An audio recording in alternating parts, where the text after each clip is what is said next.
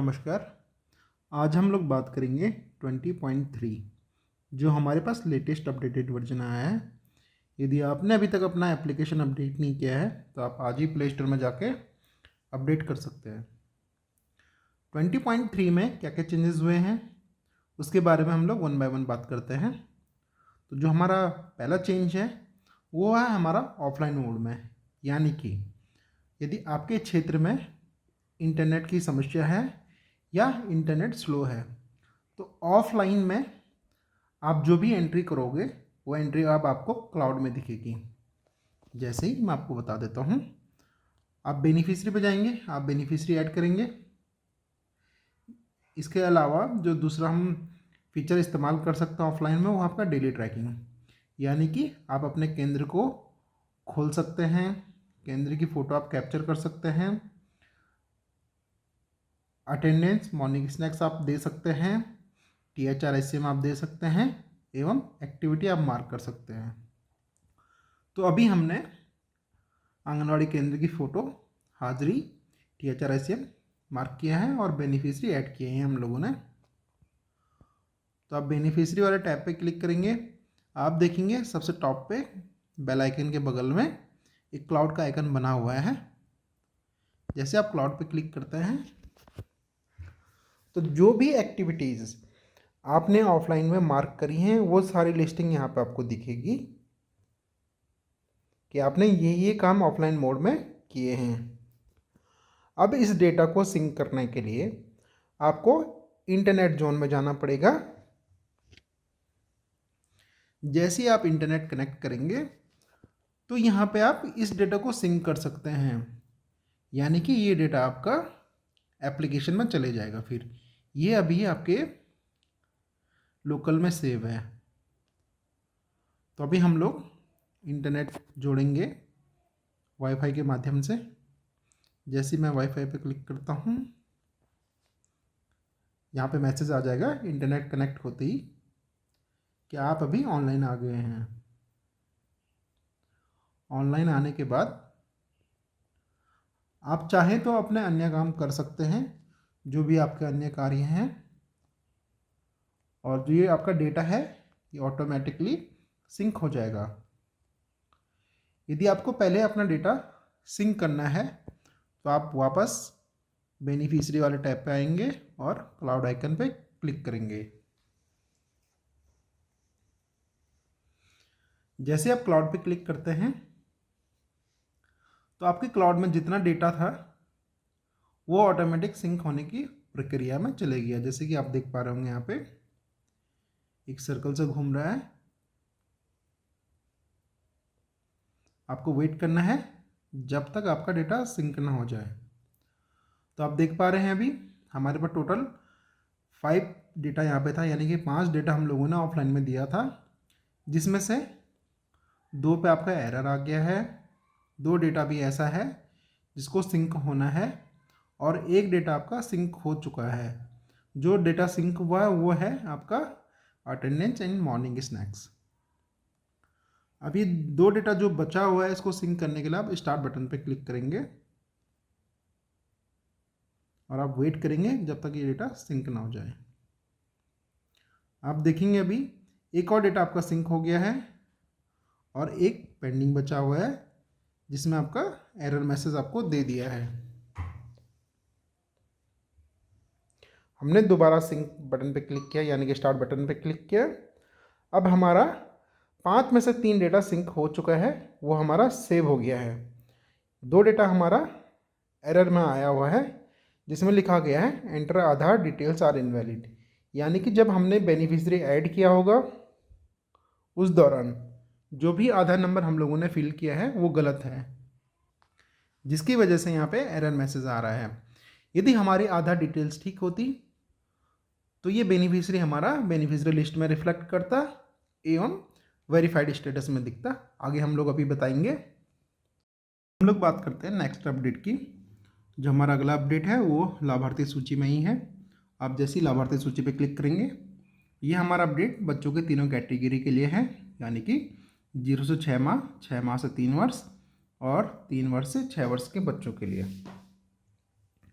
अभी किसी भी कैटेगरी पे हम लोग क्लिक करके देखेंगे। मैंने अभी 3 to 6 ईयर पे क्लिक किया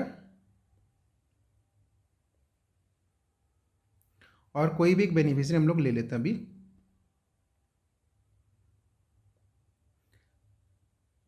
जैसे आप बेनिफिशियरी पे क्लिक करेंगे, उसके प्रोफाइल कार्ड पे आप सबसे नीचे आएंगे, आपको यहाँ पे एक ऑप्शन दिखाई दे रहा रेफरल स्टेटस। यहाँ पे एक आई बटन दिया गया है। जैसे आप आई बटन पे क्लिक करते हैं तो आपको एक मैसेज यहाँ पे दिखेगा कि जो भी बच्चा आपका सैम या अंडरवेट में है उसको आप रेफ़र कर सकते हैं हेल्थ सेंटर के लिए, जहाँ पे उसका ट्रीटमेंट किया जाएगा। आपको कैसे पता चलेगा बच्चा सैम है या अंडरवेट है? आप जब ग्रोथ मॉनिटरिंग करते हैं, ग्रोथ मॉनिटरिंग करने के बाद केयर प्रोफाइल में यहाँ पे डिटेल्स आती है। वेस्टेड में आपको सैम मैम का पता चलेगा और अंडरवेट में आपको अंडरवेट का पता चलेगा। और यदि आप लिस्टिंग में जाके देखेंगे तो वहाँ पे भी आपको पता चल जाता है सैम के लिए रेड सर्कल दिया गया है। यदि ग्रोथ मॉनिटरिंग करने के बाद कोई बच्चा सैम में आया है तो अब हमको उसको रेफ़र करना है हेल्थ सेंटर के लिए। उसके लिए आपको refer to health care centre पर क्लिक करना है। यहाँ पे आपके पास 9 ऑप्शन दिए गए हैं। जिस भी हेल्थ केयर सेंटर में आप रेफ़र कर रहे हैं उसको आप यहाँ से सेलेक्ट करेंगे। अभी हम लोग डिस्ट्रिक्ट हॉस्पिटल सेलेक्ट कर रहे हैं और सबमिट कर रहे हैं।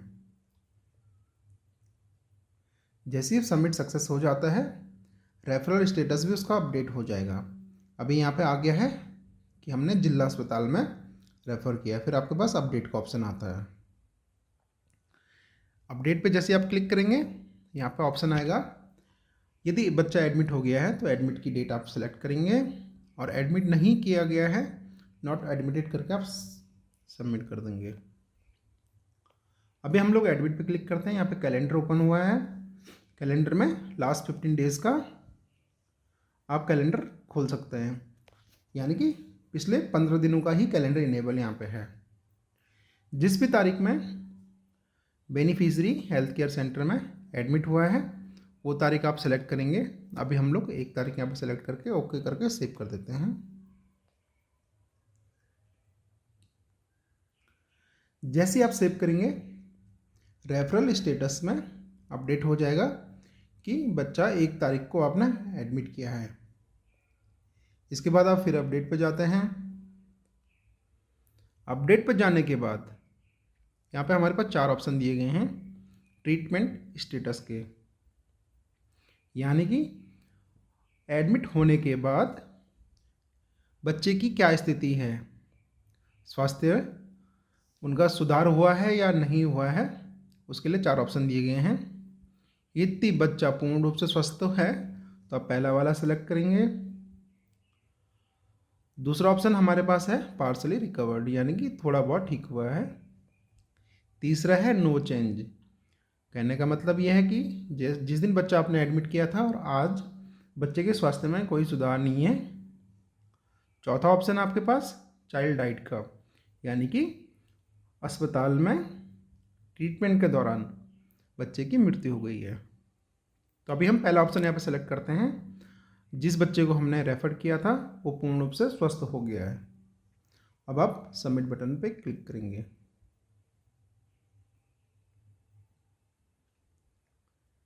जैसे आपने सबमिट बटन पे क्लिक किया, यहाँ पे इसका स्टेटस अपडेट हो गया है फुली क्योर्ड। बट जैसे फुली क्योर्ड हुआ आप ऊपर देखेंगे आपके पास फिर से आ गया है refer to the health care centre. ये पॉपअप आपको तब तक दिखेगा जब तक आप बच्चे की ग्रोथ मॉनिटरिंग नहीं करते हैं, और ग्रोथ मॉनिटरिंग के बाद बच्चा आपको प्रोफाइल में नॉर्मल नहीं दिखता है। तो अभी हम इसकी ग्रोथ मॉनिटरिंग करते हैं।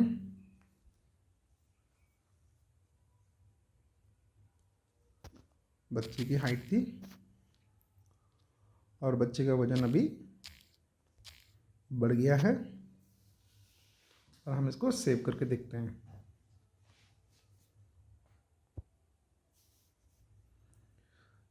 अपडेट हो गया है ग्रोथ मॉनिटरिंग। अब हम एक बार प्रोफाइल कार्ड ओपन करके देखेंगे।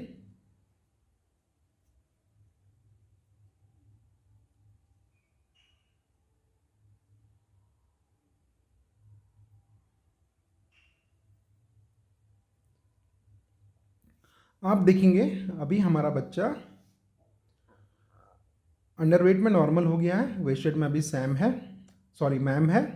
तो मैम के लिए रेफर का हमारे पास ऑप्शन नहीं है, तो वो हमारे यहाँ से ऑप्शन हट गए हैं सारे। जो भी आप प्रोसेस कर रहे हैं ये सारी डिटेल्स आपको होम पेज पे रेफरल रजिस्टर में भी दिखता है। यानी कि यदि आपका बच्चा एडमिटेड है, रेफर आपने किया है, ये दोनों अपडेट आपको यहाँ पे दिखेंगे। और नो चेंज के, जो बच्चा ठीक हो गया है उसकी डिटेल्स यहाँ पे नहीं दिखती है। हम लोग बात करते हैं नेक्स्ट अपडेट की। जो हमारे पास नेक्स्ट अपडेट है वो है लाभार्थी सूची में। लाभार्थी सूची में लाभार्थी पंजीकरण के समय एवं अपडेट के समय, जैसे ही आप अपडेट करेंगे या पंजीकरण करेंगे, आधार स्वयं वेरीफाई हो जाएगा। तो अभी हम लोग देखते हैं, पहला केस हम लोग लेते हैं अपडेट का। अपडेट करते समय किस प्रकार आपका आधार खुद ही वेरीफाई हो जाएगा, आपको अलग से वेरीफाई बटन पे क्लिक नहीं करना है। अभी हम लोग जाते हैं अपडेट प्रोफाइल पे और हम यहाँ पे कुछ अपडेट करते हैं। फॉर एग्जांपल मैं इनका मोबाइल नंबर अपडेट कर रहा हूँ, इनकी कैटेगरी अपडेट करी है और मैं सबमिट प्रेस कर देता हूँ। यहाँ पे एक एरर मैसेज आया है कि आधार डिटेल्स इनवैलिड है, यानी कि जो आधार यहाँ पे हम लोगों ने फिल किया है वो गलत है। तो अभी हम यहाँ पे सही आधार से एक बेनिफिशियरी क्रिएट करेंगे। बच्चे के पास आधार नहीं है तो हम मदर का आधार इस्तेमाल करेंगे। यहाँ पे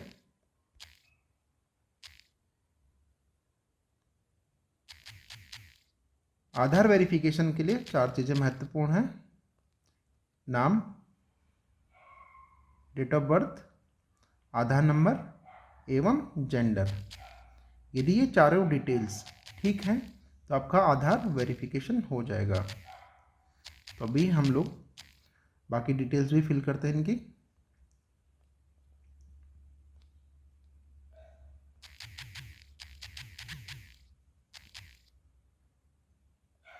हमने सारी डिटेल्स फिल कर दी हैं।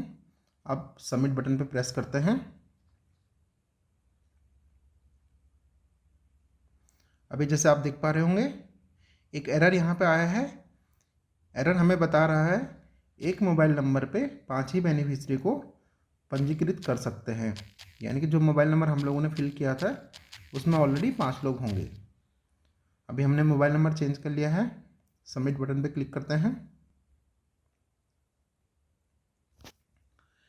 यहाँ पे अपडेट की प्रक्रिया शुरू हो चुकी है और हमें मैसेज आ रहा है, थोड़ी देर बाद आप देखिए।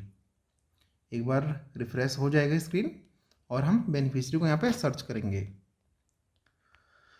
हमने बेनिफिशियरी बनाया था रिदांश नाम से। तो आप देख पा रहे हैं यहाँ पे जो बेनिफिशियरी ये सबसे पहला है, इसको हमने अभी अपडेट किया था और अपडेट करते ही ये वेरीफाई हो गया है। जैसे आप यहाँ पे देख पा रहे हैं मदर के आधार से ये वेरीफाई है। यदि आप सही डिटेल्स फिल करेंगे अपडेट के दौरान ही बेनिफिशियरी वेरीफाई हो जाएगा। दूसरा केस है न्यू रजिस्ट्रेशन के दौरान, यानी कि जब भी आप कोई नया बेनिफिशियरी पंजीकृत करते हैं अपने आंगनवाड़ी सेंटर में। तो अभी हम एक बेनिफिशियरी क्रिएट करेंगे। यहाँ पे आप नाम पे ध्यान दीजिएगा, हम क्या नाम फिल कर रहे हैं यही नाम हम सर्च ऑप्शन में जाके देखेंगे। ये हम गार्जियन के आधार से बना रहे हैं।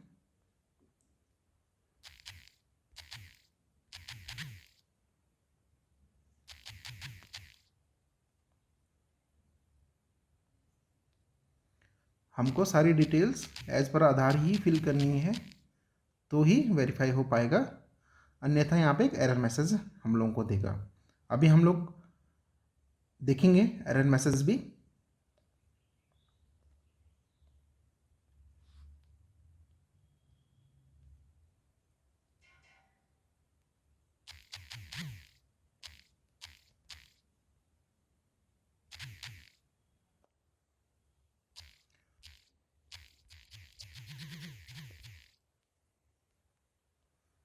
मोबाइल नंबर, क्योंकि एक मोबाइल नंबर हम 5 बेनिफिशरी में ही इस्तेमाल कर सकते हैं, इसलिए हमको मोबाइल नंबर वही इस्तेमाल करना है जो पहले से इस्तेमाल ना हुआ हो। अभी हमने सारी डिटेल्स फिल कर दी हैं। अब हम यहाँ पे सबमिट बटन पे प्रेस करेंगे और यहाँ पे हमारे पास सक्सेस का मैसेज आ गया है। हम गो टू होम पे जाके बेनिफिशरी यानी कि लाभार्थी सूची पे वापस जाएंगे। एक बार लिस्ट लोड हो जाएगी, फिर हम लिस्ट में जाके अपने बेनिफिशरी को देखेंगे। हमारा बेनिफिशरी यहाँ पे रिफ्लेक्ट हुआ या नहीं हुआ। अगर हुआ है तो आधार वेरिफिकेशन उसका हो चुका। हाँ, जैसे ही हम लाभार्थी सूची में आते हैं और हम अपना बेनिफिशरी यहाँ पे सर्च करते हैं तो हमारा बेनिफिशरी हमको दिखेगा विद वेरीफाइड स्टेटस, यानी कि नया पंजीकरण करते समय आपको आधार डिटेल सही फिल करनी है। उसके लिए आपको अलग से आधार वेरीफाइड नहीं करना पड़ेगा, लाभार्थी स्वयं ही आधार वेरीफाइड हो जाएगा। यदि डिटेल्स इनकरेक्ट होंगी तो वो आपको क्लाउड में दिखेगा। क्लाउड में कुछ इस प्रकार का यहाँ पे आपको दिखेगा और यहाँ पे एक एरर मैसेज उस पर आएगा। अभी हमारे पास यहाँ पे कोई लाभार्थी नहीं है। बाद हम लोग बात करते हैं 20.3 के लास्ट अपडेट की, यानी कि जो अंतिम अपडेट हमारे पास 20.3 में भेजा गया है वह है हमारे डैशबोर्ड में। आप जैसे डैशबोर्ड पे क्लिक करेंगे, आप स्क्रॉल डाउन करेंगे, आप देखेंगे यहाँ पे सैम एंड अंडरवेट में करंट मंथ का डेटा अवेलेबल है। इसके पूर्व में हमारे एप्लीकेशन में सिर्फ प्रीवियस मंथ का डेटा मिलता था। लेटेस्ट अपडेटेड वर्जन से आप करंट मंथ का डेटा भी यहाँ पे देख सकते हैं। करंट मंथ का तात्पर्य है यदि आज 14 तारीख है तो 13 तारीख तक जो भी बच्चे सैम या अंडरवेट में आए होंगे उनकी आपको यहाँ पे लिस्ट दिख जाएगी। ये हमारा डैशबोर्ड है। यहाँ पे हम लोग अभी सिर्फ काउंट दिखा रहे हैं आपको। करंट मंथ का काउंट ये है। यदि आप प्रीवियस मंथ के टैब पे क्लिक करेंगे आपको प्रीवियस मंथ का काउंट दिखेगा।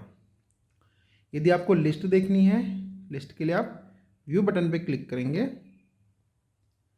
जैसे आप व्यू बटन पे क्लिक करते हैं ये लिस्ट है आपकी करंट मंथ की, क्योंकि ये हाईलाइट हो रखा है। करंट मंथ में सैम में कितने बच्चे हैं आपके, उनका एज ग्रुप क्या है और डेट ऑफ मेजरिंग, यानी कि आपने उनकी ग्रोथ मॉनिटरिंग कितने तारीख को करी है, वो डिटेल्स आपको यहाँ दिख जाती है। यदि आपको प्रीवियस मंथ का देखना है तो आप प्रीवियस वाले टैब पे क्लिक करेंगे, आपको लिस्ट दिख जाएगी। इसी प्रकार यदि आपको अंडरवेट पे चेक करना है तो आप अंडरवेट वाले टैब पे क्लिक करेंगे। ये करंट मंथ आ गया अंडरवेट का। और यदि आप प्रीवियस मंथ देखना चाहते हैं तो आप प्रीवियस मंथ पे क्लिक कर सकते हैं। यहाँ पर आपको पूरी लिस्ट दिख जाती है। तो आज की वीडियो के लिए इतना ही। धन्यवाद।